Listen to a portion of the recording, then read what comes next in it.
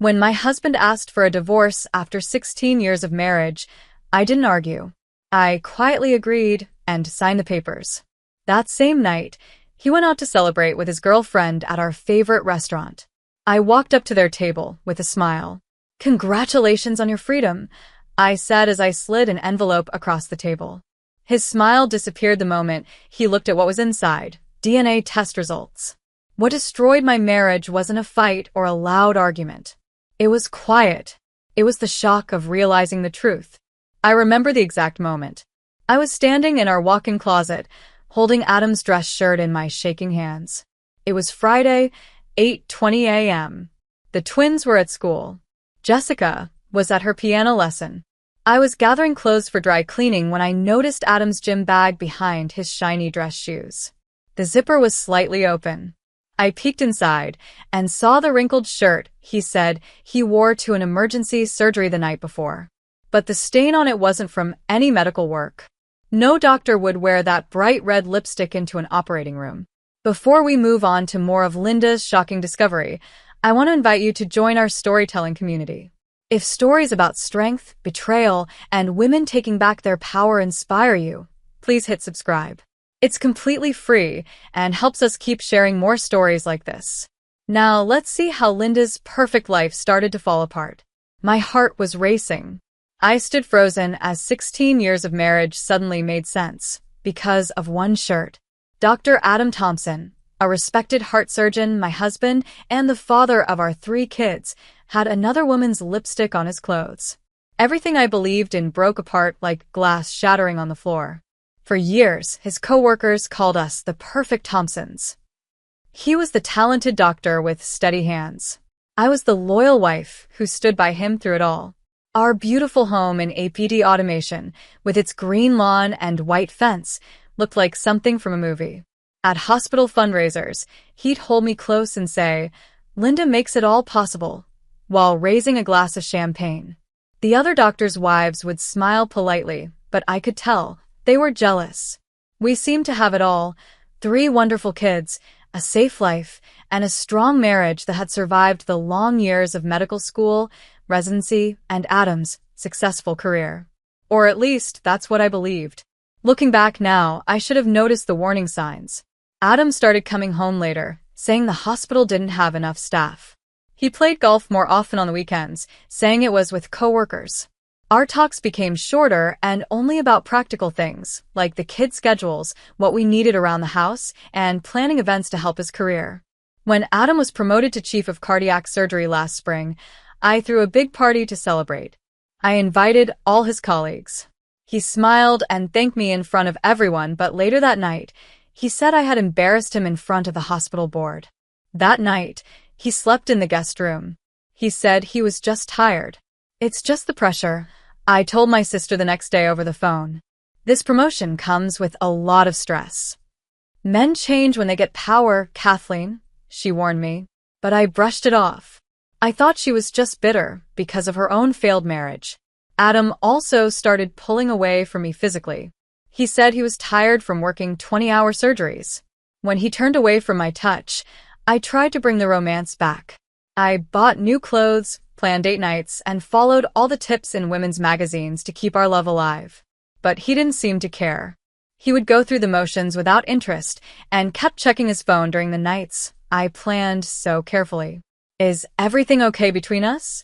I asked one night, after he barely ate the meal I cooked, his favorite. "I'm just tired, Kathleen. The Jenkins case is tough," he said. Then he would disappear into his home office, shut the door, and talk in a low voice on the phone late into the night. I always believed in trust. I believed in giving people space.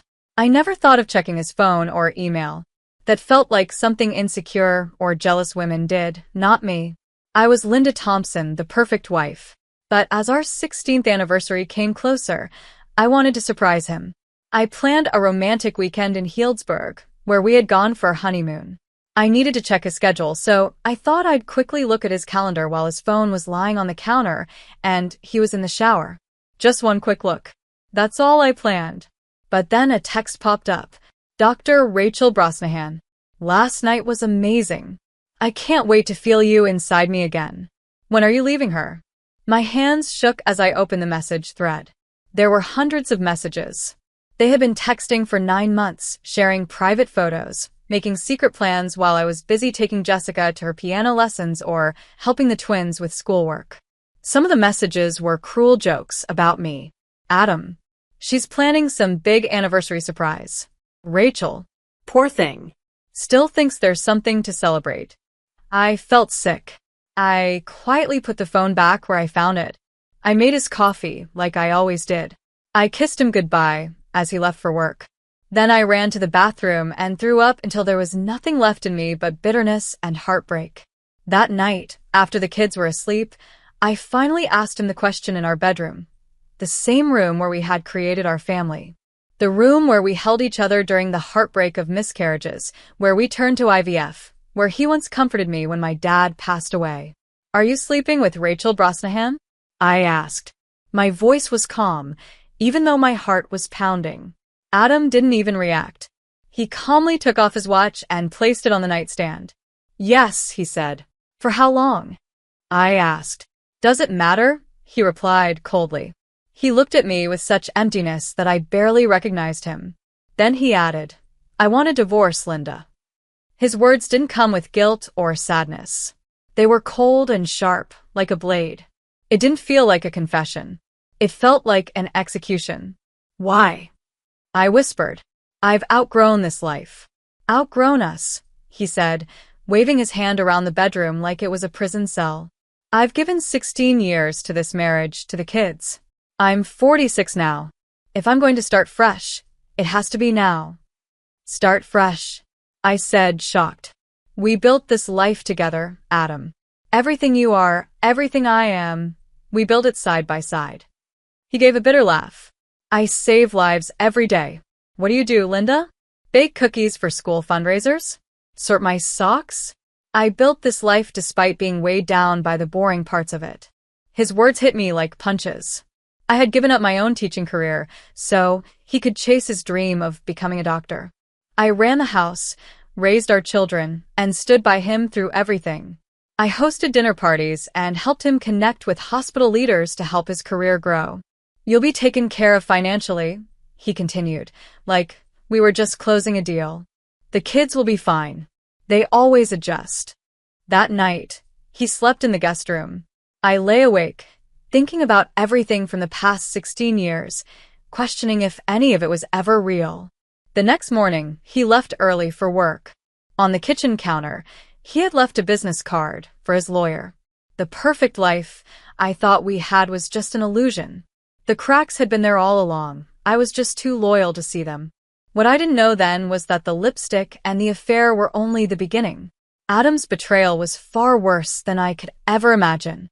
And soon, I would uncover truths that would make the cheating seem small in comparison. The day after he left his lawyer's card, I made an appointment with Helen Slater, the toughest divorce lawyer in APT automation. I needed to know my rights and prepare for the fight ahead. Helen's first advice was simple and firm. Start documenting everything, Linda, especially the money. That night, after putting the kids to bed and telling them, Daddy's just working late, I opened our home safe. Inside the safe were 16 years worth of financial documents, tax returns, investment papers, and property records. As I started going through them, I noticed things that didn't add up. It was like pulling on a loose thread and watching everything come undone. There were regular withdrawals from our joint savings account, $6,000, $8,000, even $11,000 at a time, all going to something called Riverside Holdings. There was no explanation and no record showing where the money ended up. Over the last 3 years, nearly $251,000 had disappeared. The next morning, I called our bank. The account manager didn't want to give much away at first, but finally confirmed what I feared. Riverside Holdings was a company registered only in Adam's name. That's where the money trail ended. Is this normal in divorces? I asked Helen at our next meeting. I slid the bank statements across her desk. Hiding money? Sadly, yes, she said, adjusting her reading glasses. But this pattern looks planned, something he's been doing for a while. Then Helen mentioned a name, Dr. Thierry Henry.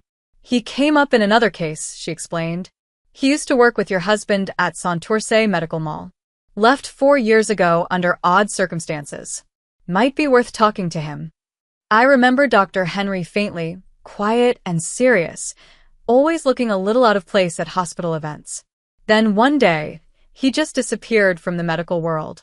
When I asked Adam about it back then, he brushed it off. Just professional differences, he'd said. Nothing important. It took me 6 phone calls to find Dr. Henry. He now worked at a small family clinic about 41 miles outside the city. His receptionist was cautious, but when I mentioned Adam's name, she quickly put me through. Mrs. Thompson. His voice was low and heavy, making my stomach twist. I've been expecting this call for years. We met at a coffee shop halfway between our homes. He looked older than I remembered, more wrinkles, gray hair, tired eyes. He ordered a plain black coffee and gave me a serious look, like a doctor examining a patient. I always knew this day would come, he said softly. I just didn't know who would break first, me, with my conscience, or Adam with his pride. Then, in the next hour, he told me something that destroyed what was left of my belief in Adam. The fertility clinic at Ashford had a serious problem, he began in a whisper. Some couples were having failed IVF treatments even though everything seemed perfect. He noticed strange differences in lab records. What was written down didn't match what had actually been done. My hands were shaking as I held my untouched coffee. We had gone through 3 rounds of IVF to have the twins. 2 more rounds for Jessica. Every time it failed, it crushed us. Every success felt like a miracle. I started looking into it quietly, Dr. Henry continued. The clinic director, Dr. Patrick, was changing test results, switching samples, and faking success rates to keep the clinic's reputation and funding strong. When I confronted him, he admitted something worse. Adam knew. Not just knew. He was part of it. I stared at him, frozen. That's not possible, I whispered. Adam wanted kids. We both did. Dr. Henry quietly slid a small USB drive across the table. These are hospital files, he said. Lab reports. Documents with Adam's signature. He approved changes to procedures. It's his way of saying he was involved in switching samples, including yours. My voice shook. Why would he do that? At first, it was about his career, Dr. Henry explained. Dr. Patrick was on the board that later made Adam chief of surgery. But in your case, he paused. Adam has a genetic heart condition, hypertrophic cardiomyopathy. It's mild for him, but there's a 60% chance it could be passed to his kids. A surgeon like Adam, always thinking about his reputation, didn't want to risk having children with a condition that could make him look careless or weak. His words hit me like a huge wave crashing down. I grabbed the edge of the table to stop myself from falling apart. So, during our IVF treatments, he made sure his sperm was never actually used. I asked. Dr. Henry nodded. They used anonymous donors instead. Adam planned everything. He knew exactly what he was doing. I left the coffee shop with a USB drive feeling heavy in my bag, like it was on fire. Dr. Henry also gave me the name of a trusted, private company that did DNA testing. That night, after the kids went to bed, I collected samples. Hair from their brushes, saliva from their toothbrushes. I even took a comb of Adam's from our bathroom, though he no longer used it. The 3-week wait for results felt endless. Meanwhile, Adam was rushing through the divorce. He asked for a custody evaluation, saying I was emotionally unstable and not fit to raise the kids. His lawyer sent cold, threatening letters, saying I hadn't really contributed much to the family and couldn't support the children on my own. They offered a deal that would barely cover basic living costs, a cruel trick to make me give up without a fight. But I kept going. I showed up for the twin science project. I clapped at Jessica's music recital. I smiled at drop-off time at school. When other moms asked about Adam, I just said, busy at the hospital. You know how it is. At night, I read everything I could about fertility fraud and medical ethics. I found heartbreaking stories. Doctors using their own sperm instead of donors, clinics mixing up embryos, families learning the truth decades later. But nothing like this. No story where a husband on purpose made sure his children weren't biologically his. A man who built a fake family and kept pretending he was their real father. Then the testing company called one Friday morning. The woman's voice was calm and professional. "We have your results, Mrs. Thompson. Would you like me to email them or discuss them over the phone?" "Email," I whispered. I needed to see it with my own eyes. The words in the report were cold and technical, but they crushed me all the same. The alleged father is excluded as the biological father of the tested children. The probability of paternity is 0%. I printed 4 copies. One for my lawyer. One for the safe deposit box I'd opened in my name only. And one copy I slipped into a cream-colored envelope with a Santurce Medical Mall logo, something I had taken from Adam's home office. During those weeks, when I was pretending nothing had changed, my hands had stopped shaking. The heartbreak had turned into something colder and stronger. This wasn't just about an affair or missing money. It was a deep betrayal, one that started even before our children were born. Adam had taken away my right to choose. He had built a huge lie that shaped my whole life, my role as a mother, and even our children's very existence. All while acting like the perfect man, the loving husband, the caring father, the brilliant doctor saving lives. The truth changed everything. And now, I had the power to make sure it changed everything for him too. Holding those DNA results, my sadness turned into a sharp, clear goal. Adam had lived a lie for 16 years. Now, I was going to take it all apart, one step at a time. I started by contacting other families who had also gone through IVF at Ashford while Adam was involved. Dr. Henry gave me a list of 28 couples who might have been affected. Most of them didn't want to talk. They couldn't bear the thought of questioning their children's origins. But 5 families agreed to meet. The Millers had twins who looked nothing like them. The Patels had a daughter with health issues that didn't match their family history. The Johnsons, Garcias, and Myers all had miracle pregnancies after several failed attempts, right after Dr. Patrick personally took over their cases. "We were just so thankful," Joyce Meyer said, tears rolling down her cheeks. "We never thought to ask how it finally worked." My search eventually led me to Lauren Alexis, a former nurse who worked at the Ashford Fertility Clinic for 13 years. We met at her small apartment outside the city. Her home was filled with old filing cabinets. "I kept everything," she said, her hands slightly shaking as she opened a leather notebook. Patient names, changes to procedures, signatures approving everything. They thought I got rid of it all when I left. "Why didn't you report them?" I asked. Lauren gave a sad smile. "I did. I told the hospital board, the medical ethics committee, even the police. But the investigations kept disappearing. Your husband has powerful friends, Mrs. Thompson." She showed me notes going back 9 years, carefully written records of switch samples, fake consent forms, and procedure changes. Adam's signature showed up again and again, approving changes in cases where there were genetic concerns. "And what about me?" I asked softly. Lauren flipped to a page marked with my name and the dates of our IVF treatments. There it was.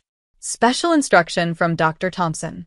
Specimen replacement authorized due to quality concerns. No donor ID recorded.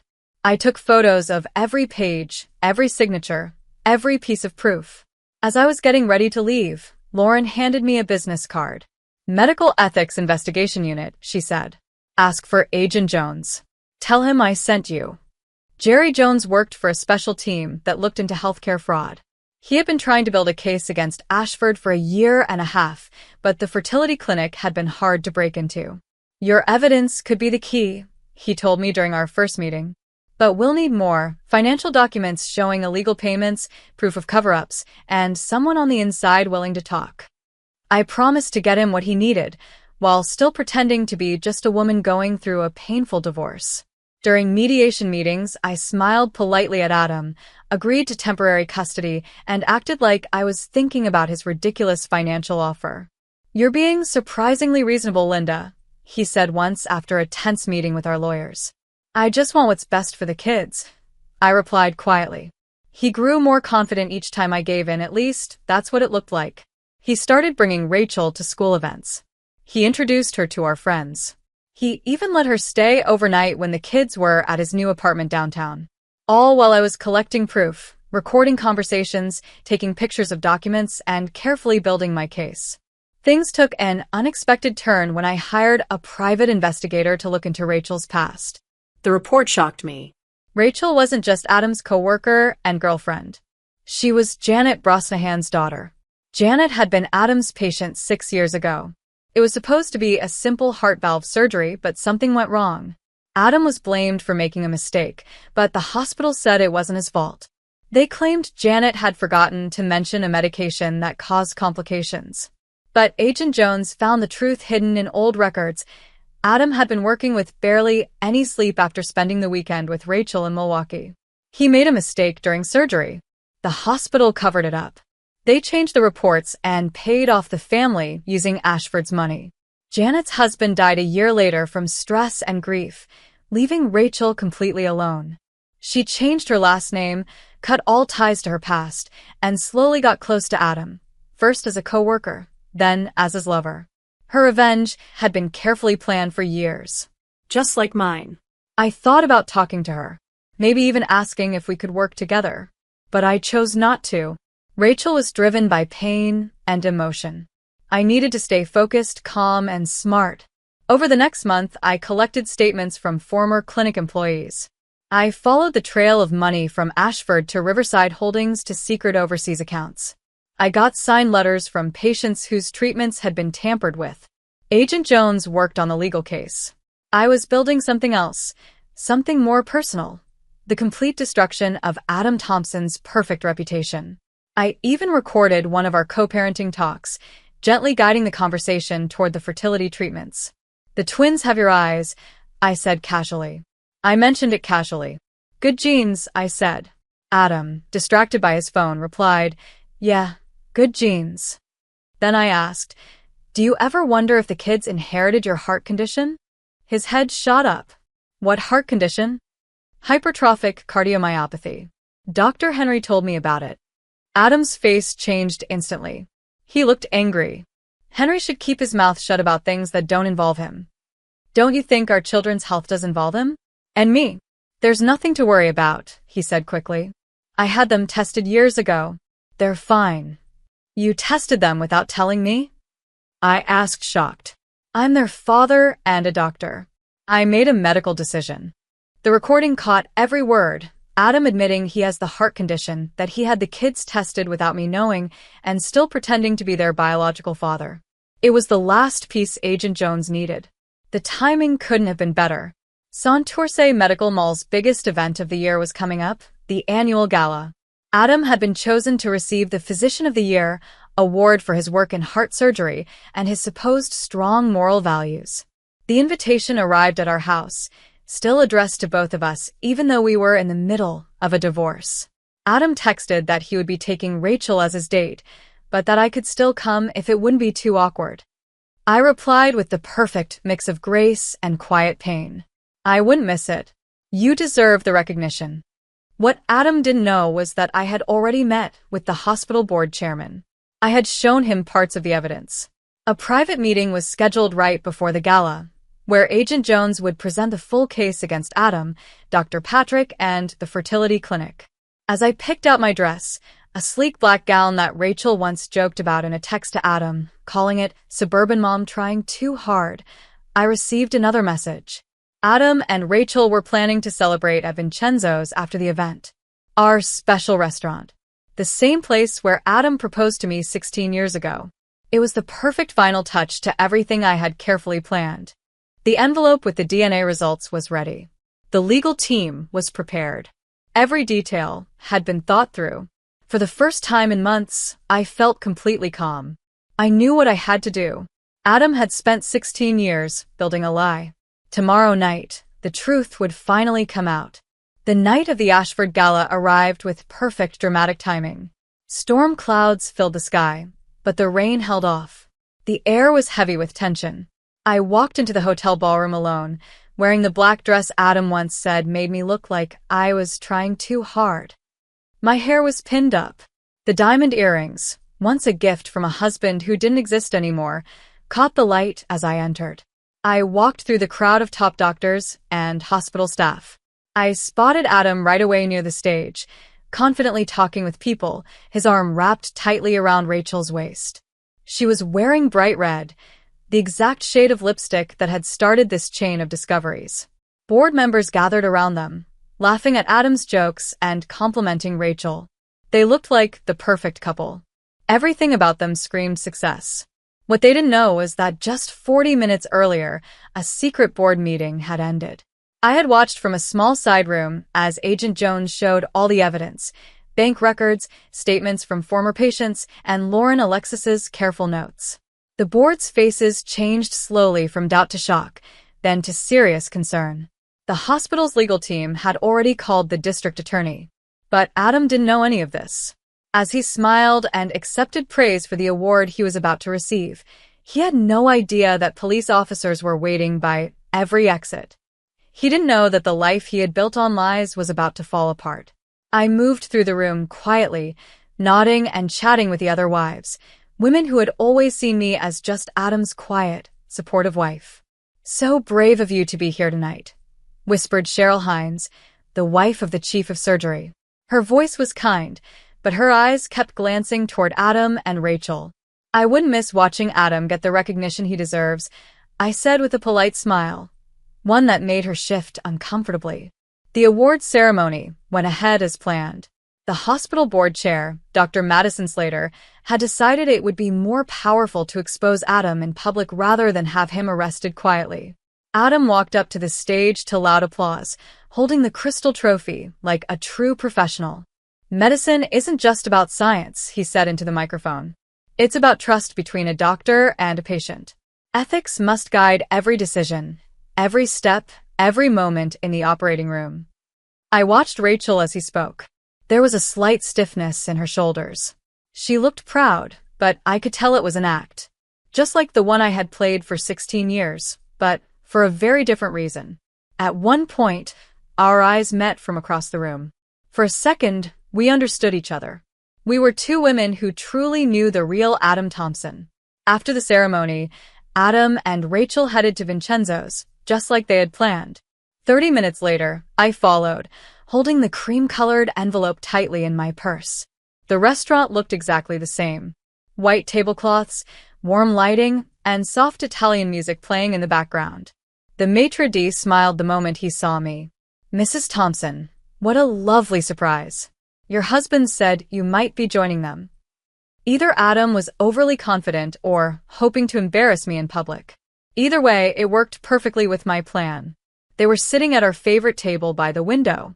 Adam had already ordered a bottle of 1980 Bordeaux, the same wine we drank on our anniversary 6 years ago. That one bottle cost more than a month's worth of groceries for our kids. Adam saw me first.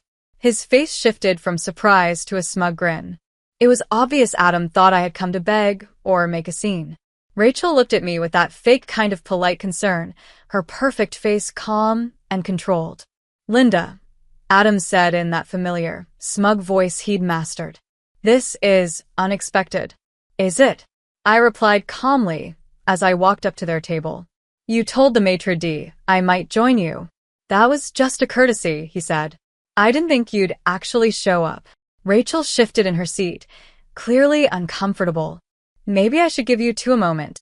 "Please stay," I said, looking her straight in the eye. "You've earned your place at this table, Rachel. Or should I say, Rachel Brosnahan." Her face went pale. Adam frowned. "What are you talking about?"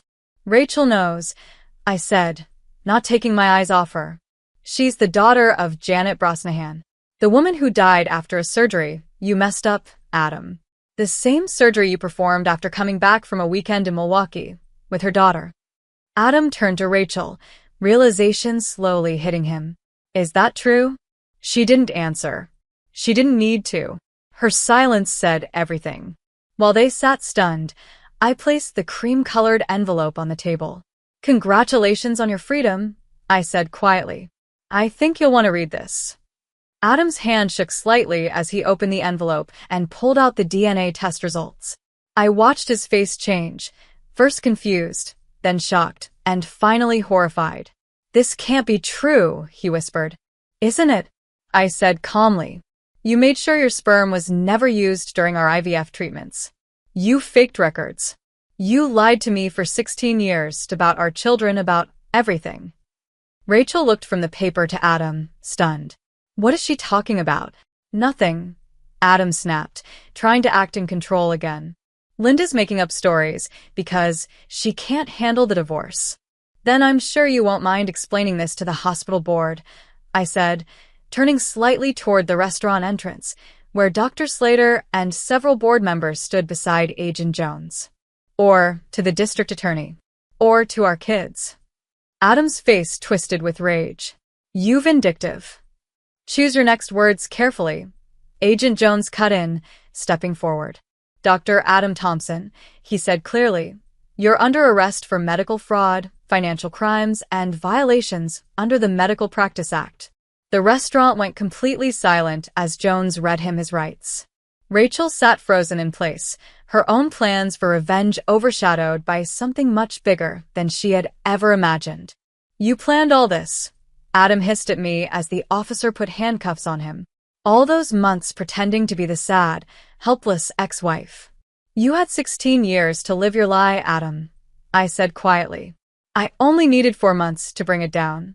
As they led him away, Rachel stayed at the table, staring into her half-finished glass of wine. I didn't know about the kids, she said softly. I believe you, I said. Your mother deserved justice, too. In the weeks that followed, the story spread everywhere from medical journals to national news. Adam was charged with several serious crimes. His medical license was taken away while he waited for trial. The fertility clinic was shut down for a full investigation. Dozens of families came forward, looking for answers about their children's biological backgrounds. The financial fallout was quick and massive. All of Adam's hidden accounts were frozen. The court brought in a financial expert who tracked every dollar he had secretly moved. A trust was set up using that money to secure our children's future. After Adam's first court appearance, Dr. Henry came to speak with me.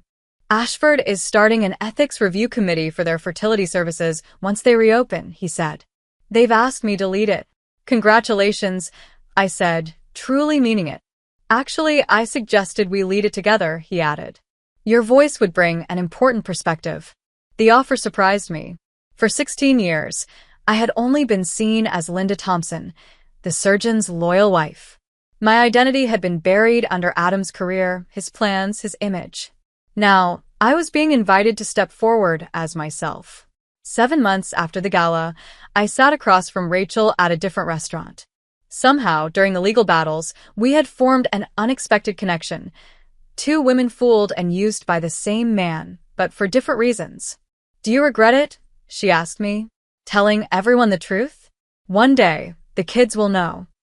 I thought about her question. They'll find out that how they came into the world isn't what we believed, I said.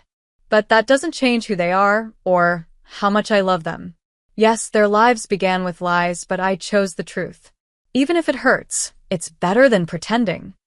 That night, I watched my children sleep peacefully in the home we were able to keep, despite Adam trying to make us leave. And what I felt wasn't revenge or pride. It was freedom. The image of a perfect family had fallen apart, but what was left was something real.